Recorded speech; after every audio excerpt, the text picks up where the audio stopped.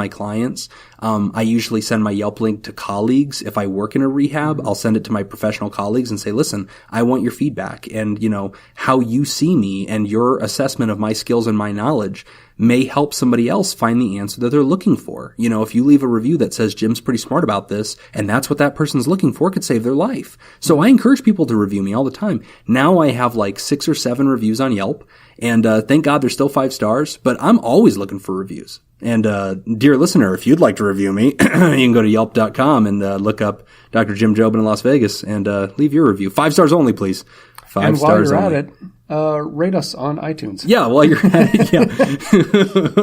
That's right. Since you're in the mood. Yes, since you're in the mood to review things, you should probably drop one on iTunes or Facebook. That would be fantastic, or wherever you get podcasts. But yeah, no, I'm for reviews. I think that they're trustworthy. I think that they're trustworthy and go into detail. If it's one sentence and they just say, yeah, he's a really good therapist, 5 stars. They changed my life, 5 stars. I just don't believe it, right? Mm-hmm. But if they go through their story and they're like, listen, this person found me in the gutter. This person and I have been working on anxiety. I really like their professionalism, XYZ. And they really give details, then okay, now I believe it. But I think that's how I feel about all reviews, right? Like if I'm looking for like, a good place to get a burrito, and one place is like good burritos, many happy. I'm like, no. I don't know. I feel good about this one. All right. Good feedback. Yeah. Good question. Thank you for that question. All right. We've got time for just one more question, and this one is also written in anonymously. It says, how much should I know about my therapist's personal life?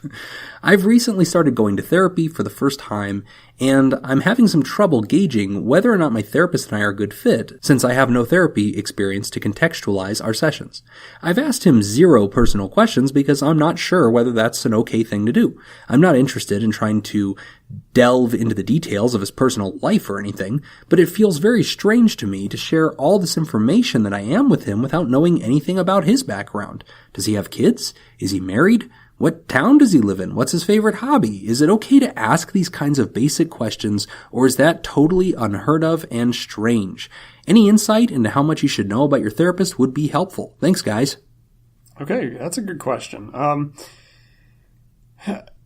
Is it okay to ask those questions? I suppose. Yeah, it's perfectly fine to ask those. It's up to your therapist to draw that boundary of whether they'll answer. Yeah, whether they're going to answer it.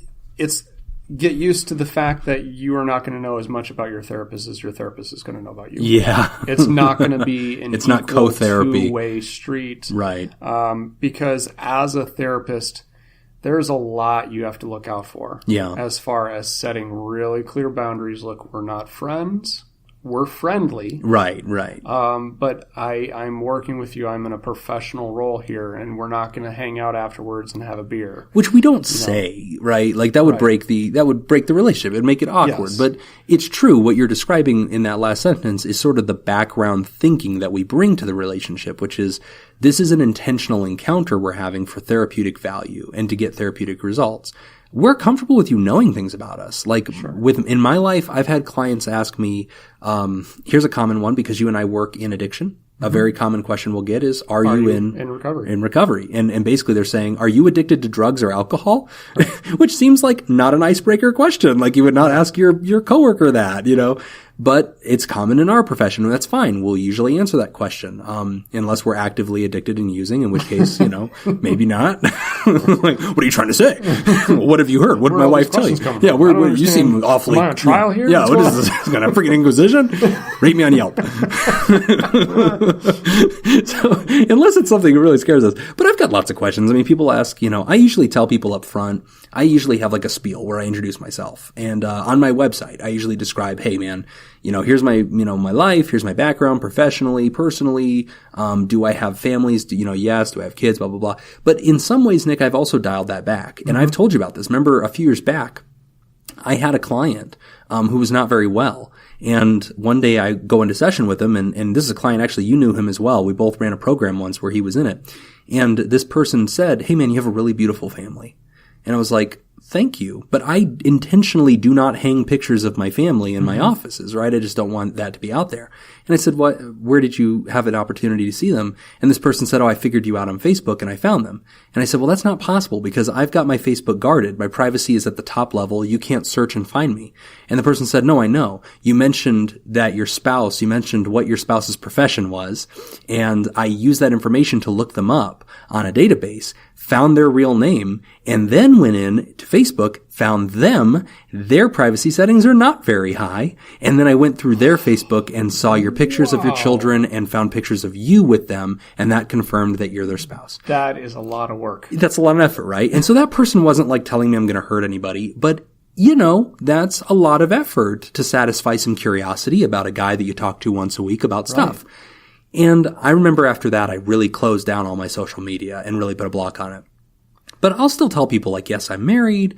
Yes, I have kids. Here's how old they are. You know, but I'm also guarded about some information that I don't feel is helpful.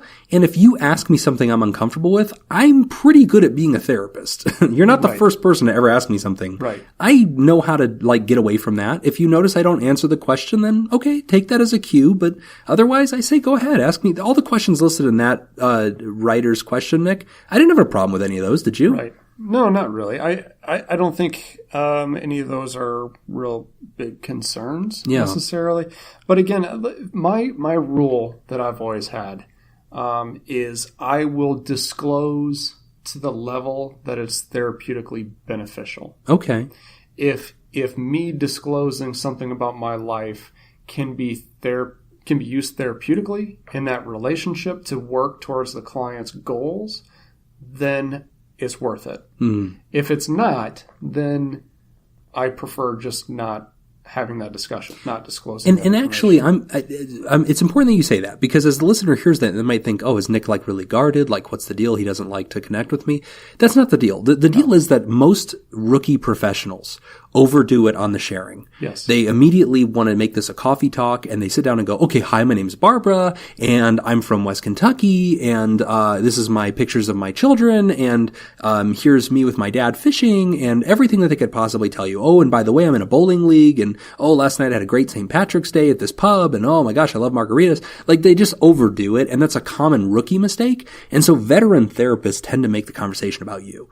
We don't want to distract you with our stuff, because whatever we share with you, it could bias what you feel comfortable telling us. Absolutely. It sets the tone for everything that's going to happen later. I've had friends who went into therapy and, later were telling me about their therapy session and how it went. And, we talked about this, and we talked about my therapist's life, and we talked about my therapist went on vacation last week, and we talked about that, and we talked about what my therapist did when they got home and all. And then I asked, did you get to talk about you? Yeah. When did we talk about you? At any point, did you get to say anything? So, I mean, it's your therapist knows that this is about you. Right. And you are their number one priority. So by them putting up boundaries like that, it's not that they're being unfriendly. It's not that that they're just trying to be rude or cold or standoffish. It's that their focus is on you. The only question in the writer's question to us that I probably wouldn't have answered if I was his therapist is the one where, what town do you live in? Yeah. That's the one I probably wouldn't tell you that. Which part of Las Vegas do you live in? I still do that though. Like, Vegas is a unique place where I'll say, oh, I live in this side of town or whatever. And that's just to tell you like which Chili's I'm next to, right? Like, that's kind of it. But if people are like, oh, where do your kids go to school or something like that? It can be a very innocent question, especially if they're a parent too. Sure. And, but I'll probably divert from that. And again, you, the client, I don't want you to be scared. You just have a natural conversation with me. And if you're asking me those natural kind of questions, I'm not offended, and it doesn't bother me. In fact, I see it as a positive sign. I see it that we're joining, that you feel comfortable with me. You're letting your guard down, and you're curious about the other human that you're talking to. And if I don't want to give you some data, I have artful ways to not do that. Yep. You don't have to be nervous. Yeah, go ahead and ask. Ask whatever you'd like to know. Unless you're going to say like, Jim, what's a list of your fears? What's your blood type? Stuff like that. Maybe. Still have both kidneys? How are those kidneys functioning, Jim? Yeah, let the therapist set the boundary. Yeah, let the therapist set the boundary. But you just go ahead and ask those questions and be natural. And there's absolutely nothing wrong with wanting to ask those questions. I think that that's what makes therapy and mental health distinct again in the healthcare sector. Is the guy who's given you a colonoscopy, you don't care about his human bio. You don't care what religion he is. You don't care how he votes. You don't care if he has kids. You don't care if he can relate to your human story. His only job is to do a colonoscopy while you're passed out. You don't even have to ever have met him. But a therapist, the delivery mechanism of medicinal value is the human. The therapist is the delivery mechanism, is the thing that you're encountering. And so their humanity and their human story, their gender, their culture, their race, their ethnicity, some of their background is part of how they relate to you. And that isn't the most important thing. I would not say that's how you should pick a therapist, is like pick one that looks like you or something like that. I don't think that's good at all.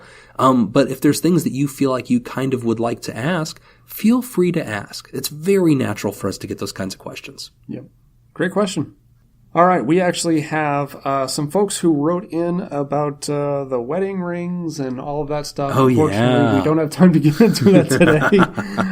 But we do appreciate all the feedback, and hopefully maybe in the next episode we can touch on some of that. That's all the time that we've got for this week's session. Thank you to those who contributed to our show today. We really appreciate it. Remember, pod therapy isn't something you should keep all to yourself. Help us reach others by sharing this episode. You can find us at facebook.com/podtherapy or on Twitter @podtherapyguys. Do you want to add your own advice to today's questions? Post your thoughts at podtherapy.net and join the conversation. I'm Nick Tangeman. I'm not stalking Nick Tangeman. Thanks, and we'll see you for your appointment next week.